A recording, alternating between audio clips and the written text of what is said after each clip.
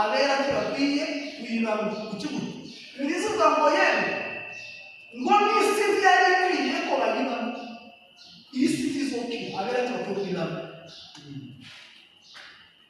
amakosa atatangiye none abasanga ntibatangiye none abera batangiye none ababeshya abandi abagambana cyotangiye umunsi kumva utari mu kwari yacu n'urugambo rwinshi sikora yabonye gukora Imana n'iki ariho guhera ngaho gukora Imana mu muziki gukora Imana ni ugushira ubushake bw'Imana imbere mu buzima bwawe gukora Imana ni ugushira ubushake bw'Imana imbere mu buzima bwawe n'ukwemera ngo Imana aba ari ibanza mu buzima bwawe gukora Imana si ukuntu turimo hano n'ibindi nabyo birimo ariko gukora Imana cyane the first nuko wemera ko ubushake bw'Imana aba ari bwo bubanza imbere yawe. Fatanya twese gusoma Bibiliya ndagusabe n'urusengero rufashe gusoma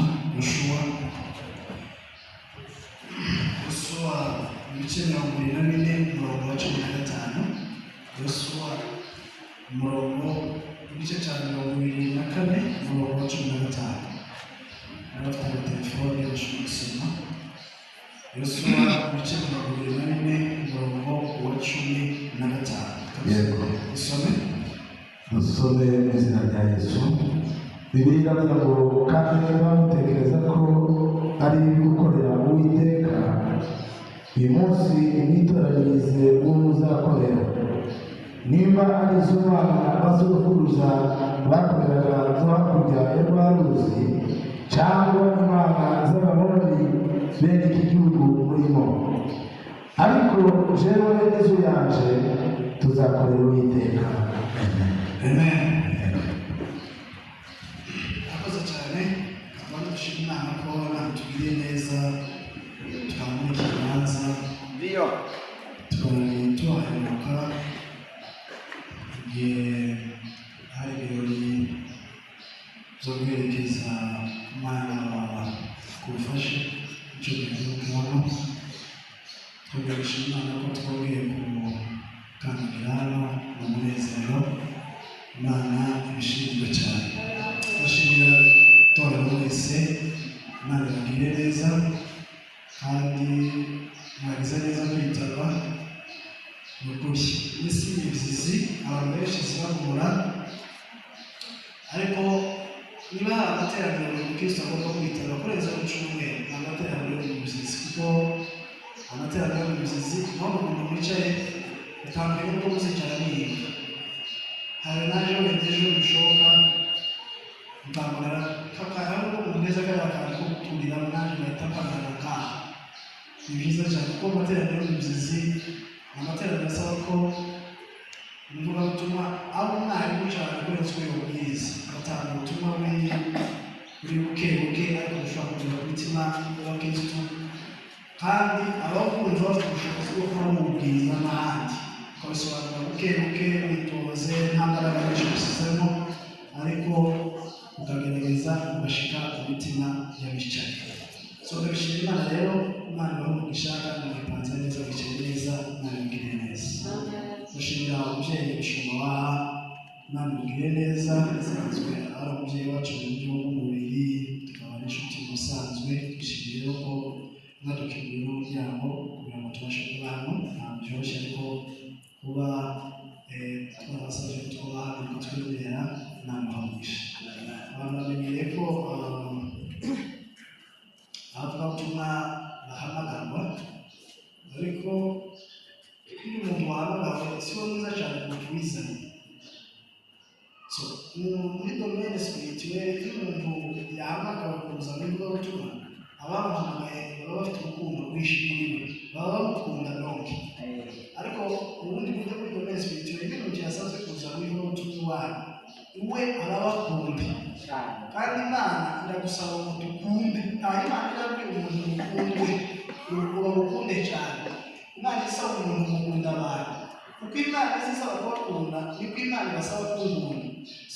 Icyo dutandukanira muri yewe ntabwo cyangwa abantu aho batandukanira ni ukumvira bya jwi ry'Imana.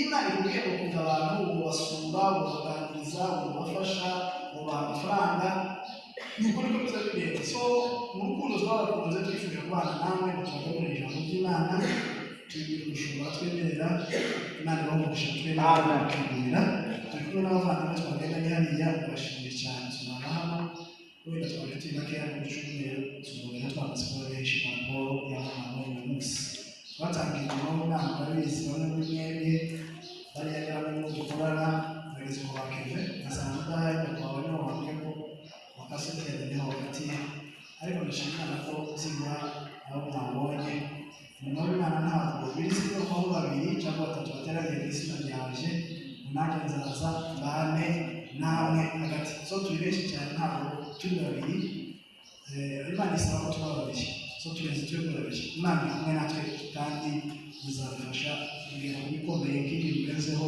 n'ibindi Imana ibamugisha mwinshi abavandimwe twagenda imbere y'amasengesho y'amafungo yaturahariye n'intange ariko twihangane tukagira ngo umurimo w'Imana kandi tuzabafata icyumweru so Imana ibamugisha umushumba abantu mwese mukorana Imana ibagirire neza twifuje rero ko tuzoganira ijambo ry'Imana muri iyi minsi yose tuzobana ku iteme imwe guhera uyu munsi kugeza ku cyumweru iteme kubaganiriza mu bimwe ahubwo naje n'iteme Imana yayinyigisha muri ino minsi irimo kureba kutunganya sinzabisoza neza ariko hari ukuntu uri kumva bluetooth y'Imana izina y'Imana bafungutse kuri jewe hari ibyo Imana yari kohereza n'umva n'abasangiza amen Imana ibamugisha nahise rero tuzoganira ijambo rivuga ngo amahame agenga umukozi w'Imana mwiza amahame agenga umukozi w'Imana mwiza nibyo jambo tuzoganira none n'ejo kuza ku cyumweru amahame agenga umukozi w'Imana mwiza amahame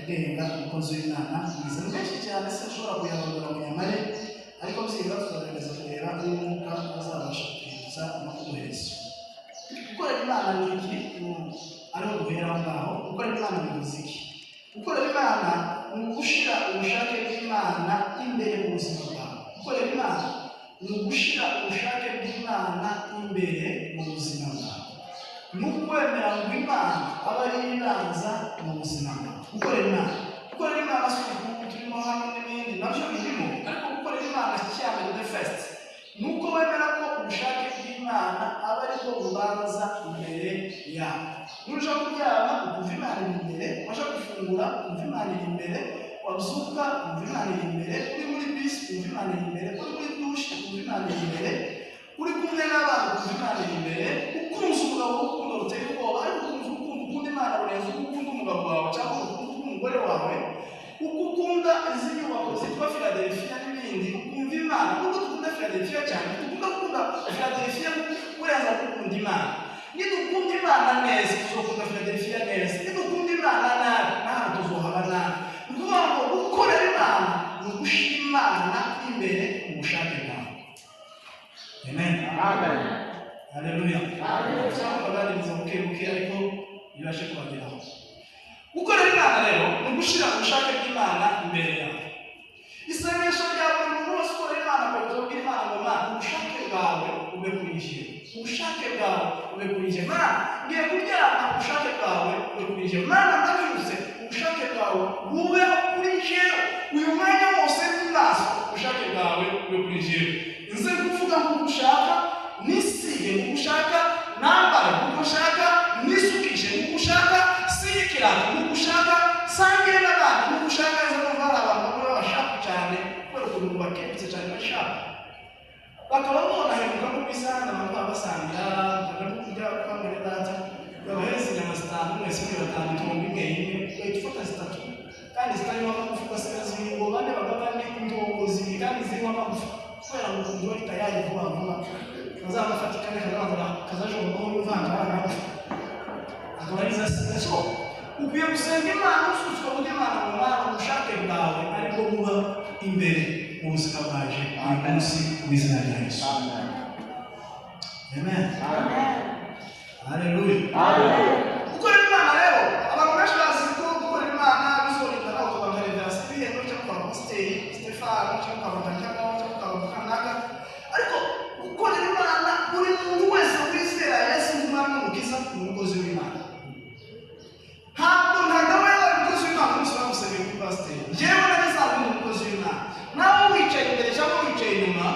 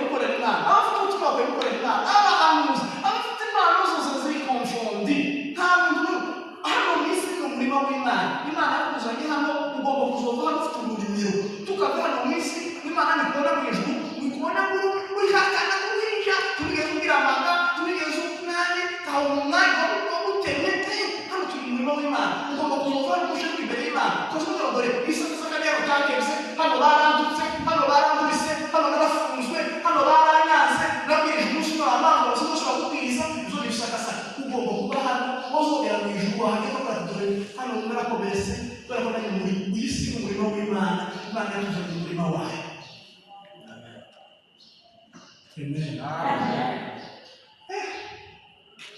Kana ni mtaraje kwa kutuneza Tanga kwake. lazima mjisha mbele. Alumusuza mpanga kwa ngula mzoa kumlevera wasabaki changwa gashamba. Hapo ni baloza valide muka. Hakundu urimo kuruga rumwe na Yesu ni maji kawohereza nk'ibintu.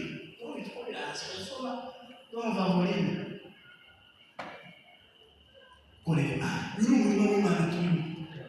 Tugomba kuva hano. Obaye muhinzi. Urahindura cyaza ntabwo neza bite mu musu. Ntabwo sukeye zite mu musu. Uko mwakorera ntabwo neza ukaba nyanze unakoze ukiguri. Hanyuma twavuga uti ukundabise ko nazo ubwiza ku tuti twose.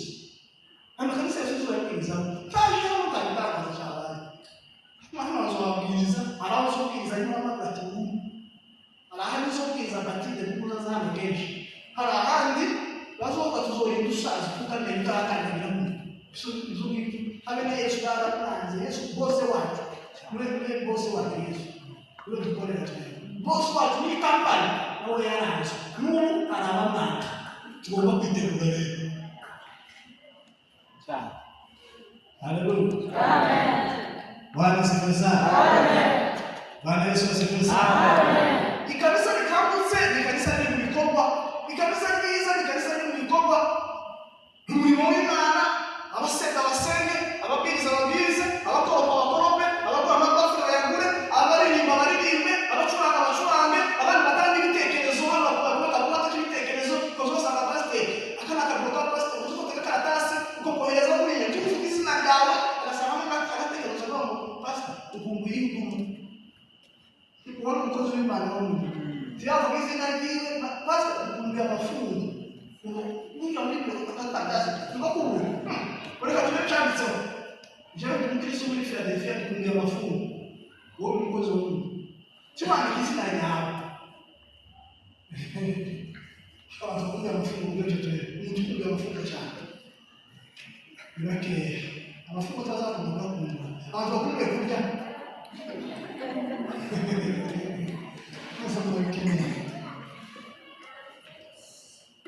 Sema amen. Amen. Bwana Yesu asifiwe sana. Amen. Gukorera Imana birashoboka uko uri uko kose.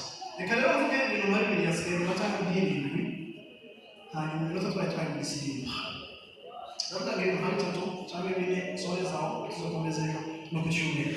Amahame agenga umukozi w'Imana mwisi. Ihame rya mbere rigenga umuntu ukorera Imana.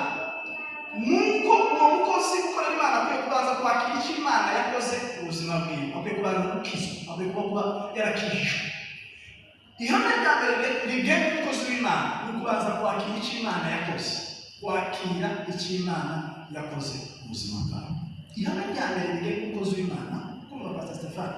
Ihame rya mbere rigenga umukozi w'Imana nuko agomba kuba yarakira icyo Imana yakoze kubwiwe. Kugira ngo umuntu agire icyo akorera Imana akwiye kubanza kwakira icyo Imana yakoze. Uburyo bwiza bwo kubona icyo ukorera Imana ni ukubanza kwakira icyo Imana yakoze ku buzima bwawe.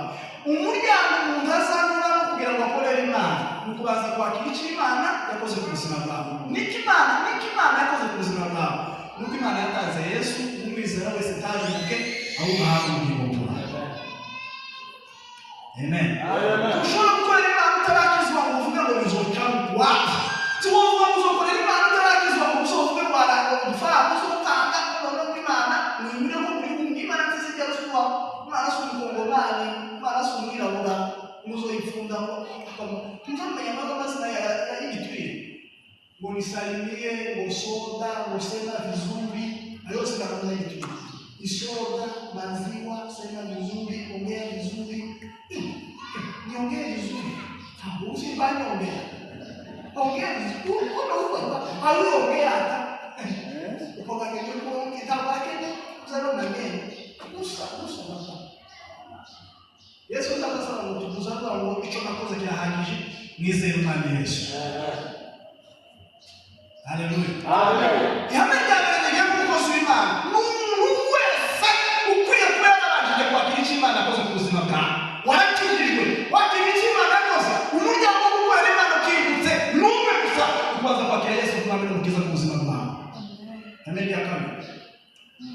ihame rya kabiri rigenga umukozi w'Imana nyakuri ni ukugira umutima wihutira kwiyunga n'Imana igihe habaye amakosa, kugira umutima wihutira kwiyunga n'Imana igihe waguye mu cyaha, kugira umutima wihutira kwiyunga n'Imana, kugira umutima wihutira kongera kugira ngo usabane n'Imana, kugira umutima wihutira kongera kugira ngo umubano mwiza n'Imana.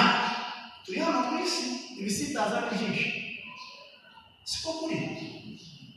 Amen. Turi kumwe na Stefano, turi kumwe? Tuzamure ibiganza turebe. Bwana asifiwe sana. Amen. Umukozi w'Imana mwiza akaba mu isi yisize kuheza umwanya wo gukora Imana uko bikwiriye, kuko hano si iwacu. Hari teme mukayanganije no kuzagira soko kwa gatatu mu njyana n'abato dotateme imwe kwa gatatu n'ibinero se kwa kane. Iyo kwa gatatu ravuga ngo isi ndizokira ngo abera bakwiye kwigana niyo topiriwe n'umunsi. Iyo ngo isi ndizokira abera bakwiye kwigana kukigo. Ndizo ngo yene ngo isi byari kwiriye ko bagiba isi ndizokira abera bakwiye kwigana. Amakosa tatangiye no basanga tatangiye no abina tatangiye no ababeshya abandi abagambana cyotangiye umunsi umva utema gukora yacu mu ngambo byinshi sikora yanyoni nikora yo muri kamere zigambana iyo muri agape harimo muri agape basigaye bagambana sigaye bakaka gato umunsi watagiye kwikora imizigo abazungu bakabagambana ya bagambana bazungu abakecuru bari muri Amerika batakikora akazi nuko iyo abavuga ahubwo bari muri kampani abavuga ati sawa yakora amatambi kila kibore cy'ibijiko bizo bigo isi ndizokira Yesu azoreka bakabona bakabicana abandi bagambana abandi babafungishanyije abandi bagutera abajyana kwifuka abandi bagukanze ibintu bikagari abandi bahaza abandi bagiye abandi bahinga abandi bapfushije warayuza Imana waragutumya kicuma kama gupfira mu maso izo bintu isi ndizokira agakiza nikano nuko Yesu avuga agatwara itorero. Amen. Isi ni mchanganyiko. Bilizuka kwa igihe cyo kubiba n'igihe cyo gusarura kandi igihe cyo guseka n'igihe cyo kubira. Isi neza neza umunsi wasetse ejo wari isi ndizokira agakiza karihe nuko Yesu avuga kugaruka akadutwara. Haleluya. Amen. Bwana Yesu asifiwe sana. Amen. Bikora ni mzoe kama mwazaka ngana cyane. Mzoe mwe mauso rero. Tosanga mpire cyane kwezi yaje. Kweza kugenda hizo. Usofe kuzoza kuyaje pare kutangi. Isi ndizokira.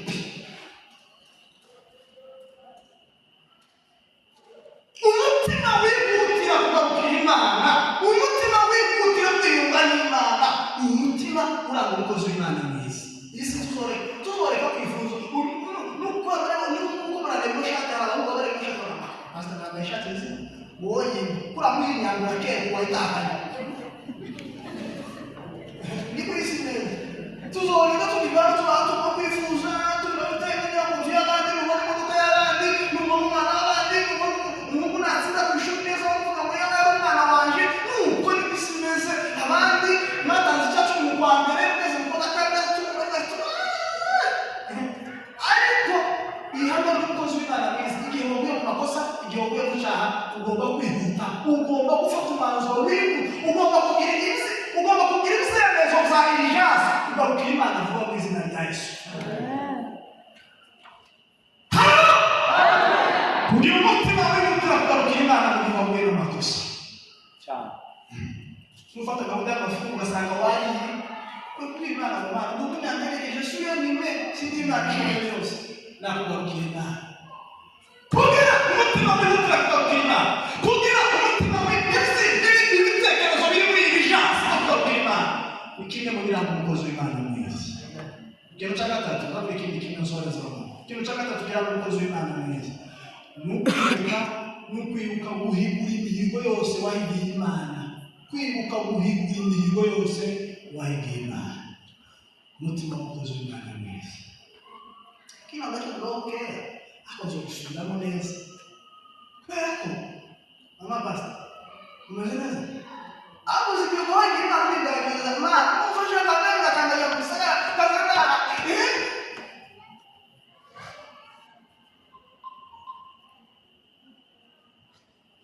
Mungu amen.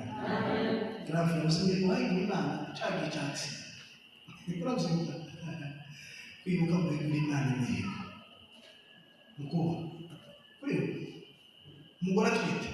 Mana umugore nakaye. Nije nawe. Abantu basinye abantu Mana nije nawe. Afakuza gushaka ni bara uzokwereka. Zokukorera ko nawe uhebe.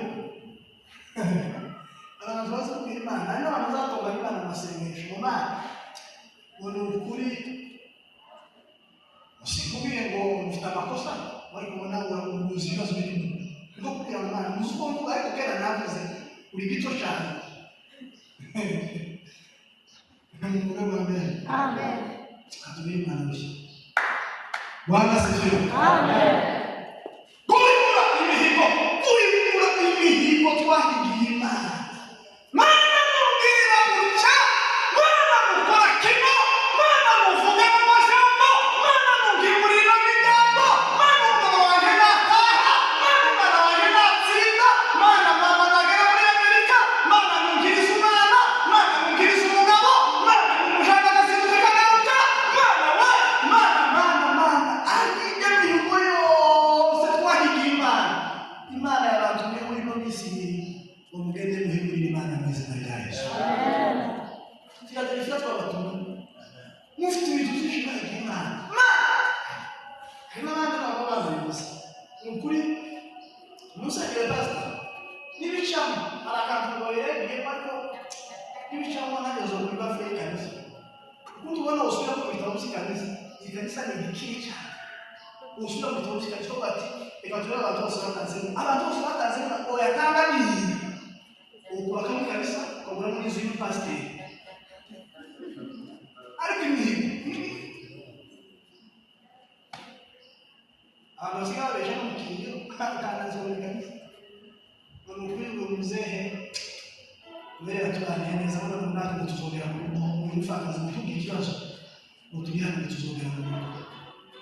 Iyo umfakazi w'abandi kararizwa n'uko umuntu yapfuye agasura akazorera nuko baramwiwe n'abasekuru bavuze ngo bazongera mu rugo bamara bahane.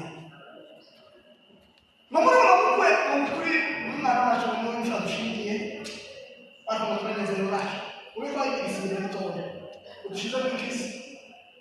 Mwana wagatwita myaka 3 kazara nasha kusanga twita ugizaho nani ugizaho ukoba n'umuntu.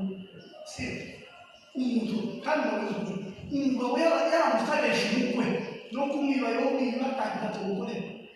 Cyangwa ukabona nuko yarakubesha cyangwa se uko yakubise inyuma. Demo.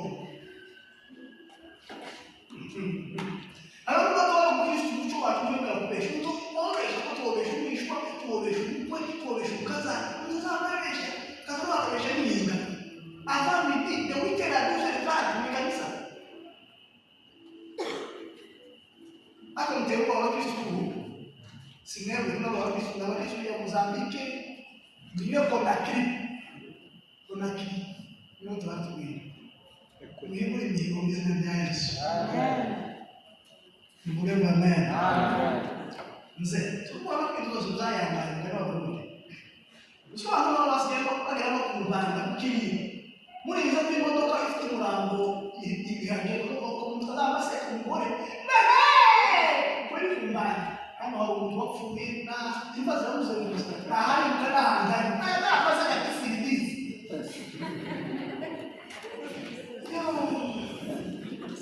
Nzabaseka ntegero cyangwa uca mukiri undi muntu utarabaza umwana we yapfuye wumva zavuze nawe namwisha kumva kumbana ukabira ngo umuntu ngoroshe tuzaba yambaye muri imihigo mizima. Mvuge amen. Amen. Ako singatinye Icyanyuma rero aramusoreza ngaho tuzagakora ejo no ku cyumweru ni ukuba umwizerwa muri bikeya ndetse no muri byinshi. Gukorera Imana birasaba ko twizerwa kuba umwizerwa muri bikeya ndetse no muri byinshi. ubuzima amwe mu mahame agenga umukozi w'Imana mwiza ni ukubaho ubuzima ukabaho umwizerwa muri bikeya ndetse no muri byinshi. Icacumi cy'igihumbi kiravuye gutanga safi ariko birashoboka. Amen. Usenga amasengesho yawe utavuga amasengesho mato birashoboka cyane. Usenga rero nko mu bisi ugakonekita umutima wawe. Abisi ubu baza Stefano. Baba inshuti na WhatsApp cyane kwezi kwa inshuti y'Imana.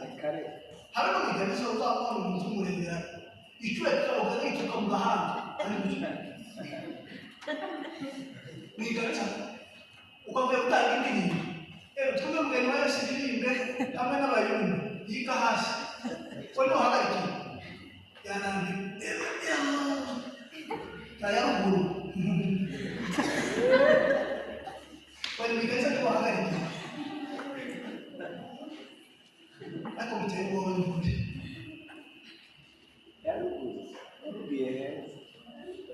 Afghanistan. Wazungu wamo wakirutumia.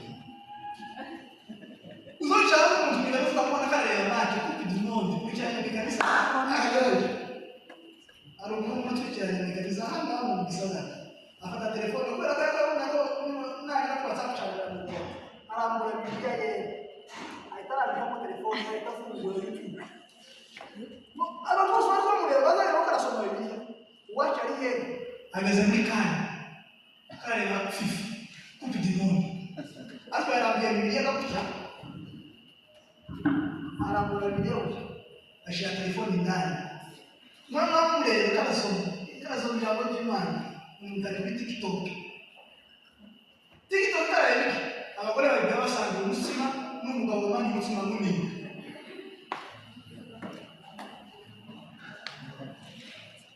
Nakandi yakoba kakinga mundahira. Janja wa kisasa. Birakwiye yuko abakozi b'Imana beza. Amen. Tuba bizerwa muri bike ndetse no muri byinshi. Mu matungo yacu, mu mafaranga yacu, mu bikorwa byacu, imbere ya pasiteri, imbere y'Imana, imbere y'umugabo wawe, imbere y'umugore wawe, ukwiye kumwizera, ukwiye kugutinda mu mugabo yibaza ko se umugabo yagiye, ntabwo umugore agira. Ukwiye kwizera mu bintu byose mu izina rya Yesu. Amen. Umukozi w'Imana mwiza kwigwa ari umwizera. Reka dusenge Imana dusoreze aho. Mana mu izina rya Yesu.